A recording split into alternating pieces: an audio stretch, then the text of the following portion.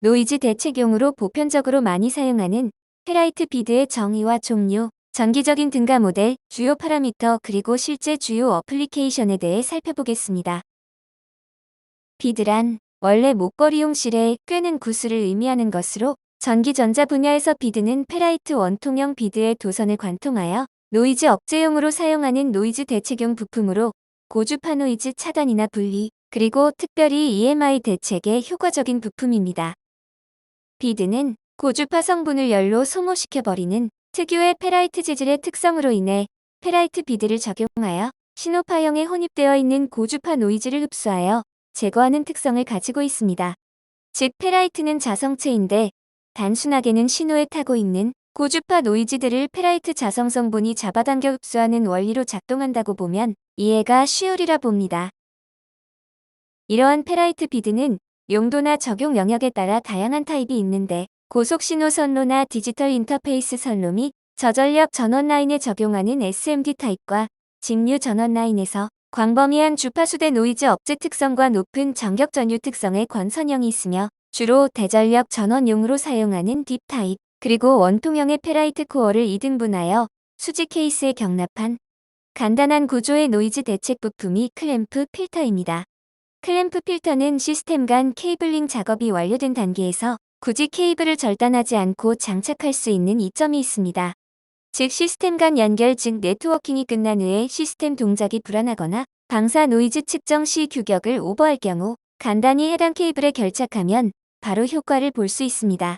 사용법이 매우 단순하여 케이스를 열어 케이블을 끼운 다음 케이스를 닫기만 하면 됩니다. 종종 EMI 노이즈 측정실에서 규격 오버 시 이것을 준비하여 케이블에 결착하면 바로 패스하는 경우도 있습니다. 그리고 마지막으로 컴퓨터와 주변 기기를 잇는 영상 케이블이나 USB 케이블 5회2기기용 통신 케이블에는 홈 모양의 툭 튀어나온 원통형 부품이 장착된 것을 볼 수 있는데 이러한 타입도 케이블 제조 시에 미리 부착된 일체형 클램프 필터입니다. 페라이트 비드는 단순 모델과 리얼 모델 두 가지로 등가화할 수 있습니다. 우선 좌측의 단순 모델의 구조를 보면 인덕터와 주파수 의존형 저항의 직렬 구성으로 볼 수 있습니다. 일반적으로 저항은 주파수와 무관한 독립적인 임피던스를 가지지만 비드는 고주파 성분을 열로 소산 즉 소모시켜버리는 페라이트 재질의 특성으로 인해 비드에서의 저항 성분은 주파수에 비례하여 임피던스가 증가하는 R오메가 특성을 가집니다. 페라이트는 고주파 성분을 흡수하여 열로 소모하므로 주파수 가변형 저항 즉 R오메가의 특성을 가지며 이러한 특성이 일반 인덕터와 다른 점입니다.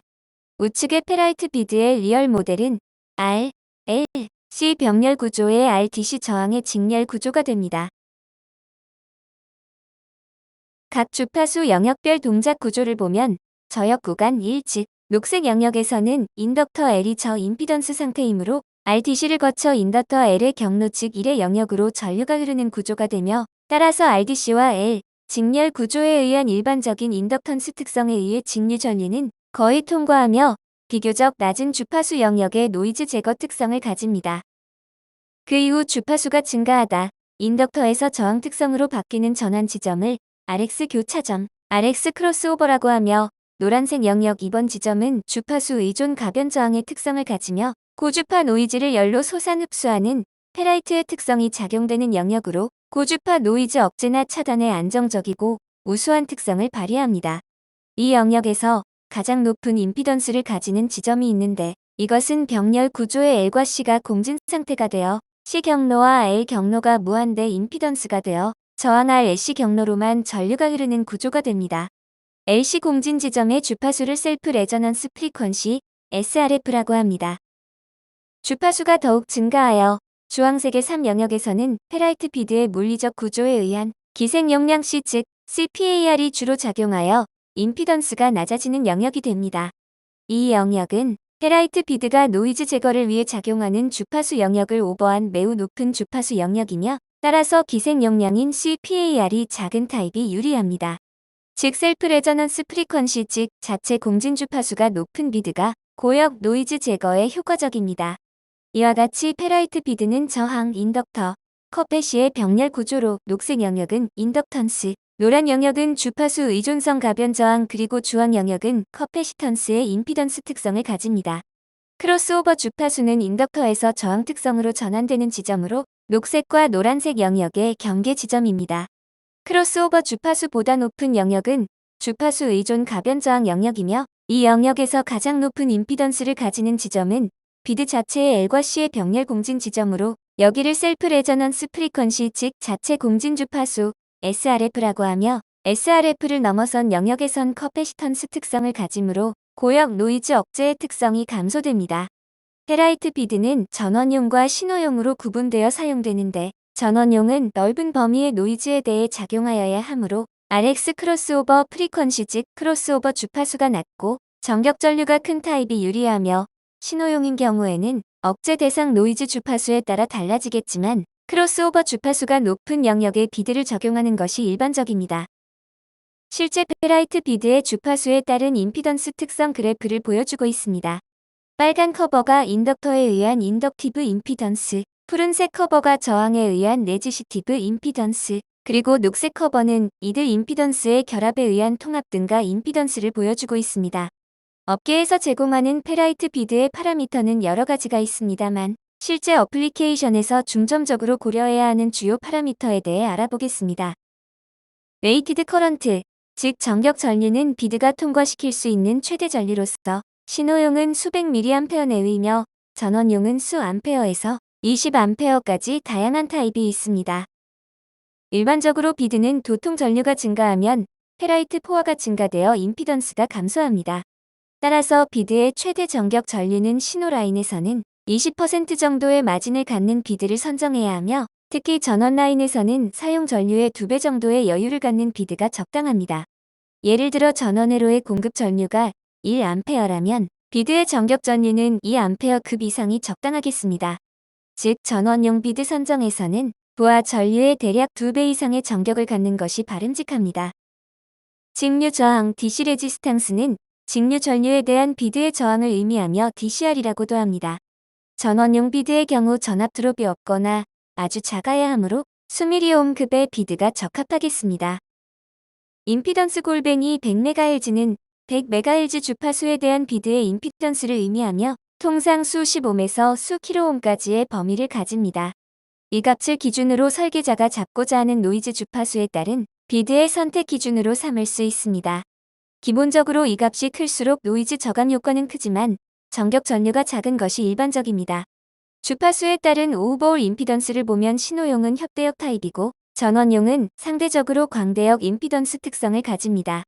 신호용은 특정 주파수대 노이즈가 타겟팅되고 전원용은 여러 노이즈 주파수 요소를 가지기 때문입니다. 1GHz대의 임피던스 값은 일반적으로 스펙상에 제공되지 않으나 임피던스 그래프상에서 짐작할 수 있는 값으로 이 값이 클수록 노이즈 저감 효과가 큽니다. 이와 같이 비드 적용 시 주요 사항을 요약하면, 도통 전류가 크거나 온도가 상승하면 페라이트 임피던스 특성이 떨어져 노이즈 저감 효과가 감소됩니다. 따라서 적정의 도통 전류와 사용 온도 조건을 고려해야 하며, 기타 주변 회로와 공진으로 의도치 않은 노이즈 증가 현상이 있을 수 있어 페라이트 비드의 파라미터와 주변 회로와의 매칭 관계도 살펴보아야 합니다. 비드의 실제 어플리케이션에서 전원 라인에 적용하는 페라이트 비드에 대해 살펴보면, 전원회로의 출력단에는 노이즈 억제 수단으로 크고 작은 커패시터를 병렬로 2개 이상 배치하는데, 커패시터의 용량과 기생 인덕턴스에 의해 엔티레저넌스 즉 반공진 현상으로 특정 주파수 영역에서 임피던스 역 피킹 현상이 있을 수 있습니다. 이러한 현상의 주요 요인은 좌측 고용량 MLCC의 ESL과 저용량의 MLCC의 커패시턴스와의 병렬 공진에 의해 의도치 않은 역 감쇄 특성으로 이 지점에서는 오히려 노이즈가 증가되는 영역입니다. 따라서 이 부분을 감쇄시켜야 하겠죠. 1위의 두 MLCC 사이에 적절한 전원용 비드를 적용하면 비드의 임피던스에 의해 병렬 공진 주파수 대역의 Q를 감소시켜 엔티레저넌스를 억제하는 것이 가능합니다. 또한 이러한 적용에 의해 아주 높은 주파수대에서의 삽입 손실의 개선이 가능합니다. 이러한 엔티레저넌스를 해소하기 위해 여러 용량의 MLCC의 추가적인 병렬 연결로도 가능합니다만, 디커플링용 고용량의 MLCC와 바이패스용 저용량 MLCC 사이에 적절한 비드를 적용하면 보다 개선된 노이즈 특성을 도모할 수 있습니다. 비드 어플리케이션에서 EMI 방사를 억제하기 위해 신호라인에 적용하는 페라이트 비드에 대해 살펴보면 고속 디지털 IC의 신호 출력 라인에 신호용 비드의 적용에 의해 외부 방사 EMI 노이즈를 억제할 수 있습니다. 아래 좌측 그래프는 신호라인에 아무런 조치가 없는 경우의 스펙트럼으로 EMI 규격치를 오버하는 것을 볼 수 있습니다. 우측 그래프는 신호라인에 신호용 비드를 적용한 경우의 스펙트럼으로 EMI 규격치를 만족하는 양호한 특성을 보여주고 있습니다. 이때 적용하는 비드는 100MHz 이상에서 임피던스가 비교적 높은 신호용 비드를 적용하되 신호 주파수와 노이즈 주파수에 따라 적합한 임피던스를 갖는 적정한 비드를 선정하는 것이 필요하겠죠. USB나 HDMI 등의 고속통신 케이블에서도 착화형 클램프 필터를 적용하여 앞서 고속 디지털 신호라인 보드에 적용한 비드의 작용과 동일하게 EMI 방사 노이즈를 대책할 수 있습니다. 비드 어플리케이션에서 아날로그와 디지털 전원 간의 노이즈 격리를 위한 페라이트 비드의 적용에 대해 살펴보면 아날로그와 디지털 혼재 회로나 IC에서는 일반적으로 두 개의 전원 회로를 통해 별도의 전압을 각각 공급하는 것이 바람직합니다만 보드 공간의 제약으로 인해 이러한 방식의 적용이 어려운 경우 아날로그와 디지털 전원 사이에 페라이트 비드를 사용하여 격리하여 어느 정도의 노이즈 차단 기능을 제공할 수 있습니다. 이러한 혼재 회로에서는 디지털 회로 영역에서 자체 발생 노이즈가 상당하여 페라이트 비드를 통한 노이즈 분리를 하는 것이 일반적입니다. 이 경우 비드는 직류 전원 성분인 DC와 저주파 영역은 서로 전기적으로 연결 즉 쇼트 상태가 되며 노이즈 영역인 고주파대에서 고주파 노이즈의 차단, 분리 효과가 있는 것입니다. 이러한 어플리케이션에서는 아날로그와 디지털 전원 라인 각각에 반드시 디커플링 용도의 큰 커패시터와 바이패스 용도의 작은 커패시터를 병렬 접속하는 구조로 설계하는 것이 일반적입니다. 물론 이들 커패시터는 아날로그와 디지털 전원 단자의 가급적 인접해 배치하는 것도 염두에 두어야 합니다.